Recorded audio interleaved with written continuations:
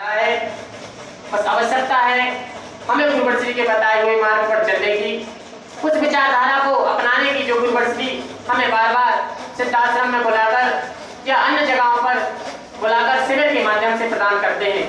जैसा कि अभी हम नेपाल में गुरुवर श्री की विशेष कृपा प्राप्त करके सभी लोग उपस्थित हुए हैं, विशेष ऊर्जा प्राप्त करके उपस्थित हुए हैं, गुरुवर श्री के विशेष निर्देश मार्गदर्शन प्राप्त करके उपस्थित हुए हैं और उन लक्ष्यों को गुरुवर श्री ने पुनः स्मरण कराया कि आपका इस जीवन का लक्ष्य क्या है।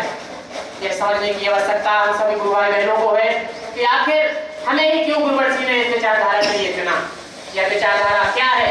इस पर कभी 2 मिनट 5 मिनट बैठकर घर पर अमल अवश्य किया करें, सोचें अवश्य कि इतनी लाखों लाख जनता, करोड़ों जनता में अगर गुरुवर श्री ने हम गुरु भाई बहनों को अगर इस विचारधारा के लिए चुना है तो इसके पीछे अवश्य कोई ना कोई कारण होगा।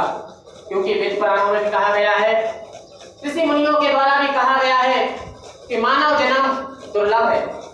क्यों दुर्लभ है? क्योंकि जब हम इस धरा पर आते हैं तो सभी का कोई ना कोई लक्ष्य निर्धारित हो जाता है। जैसे हम इस धरा पर आते हैं तो हमारे जो कर्तव्य हमारे साथ इस धरा पर आ जाते हैं और अगर हम उन लक्ष्यों को प्राप्त नहीं कर पाते, उन कर्तव्यों का निर्वहन नहीं कर पाते तो फिर हमें पुनः बार बार इस धरा पर आना पड़ता है। गुरुवर श्री ने अगर भगवती मानव कल्याण संगठन का गठन किया तो स्वयं के लिए नहीं, वह समाज कल्याण के लिए किया। भारतीय शक्ति पार्टी का गठन किया तो वह भी समाज कल्याण के लिए किया और पंचज्योति शक्ति सिद्धाश्रम का अगर निर्माण किया है, स्थापना की है तो वो भी समाज के लिए की है। और हमें उस परिवार का अंश बनाया है, उस परिवार का हिस्सा बनाया है कि जिस परिवार के माध्यम से ही युग का परिवर्तन होना है। यह बहुत बड़ी बात है, सोचने समझने की बात है कि गुरुवर श्री ने कहा है कि माँ का योग है।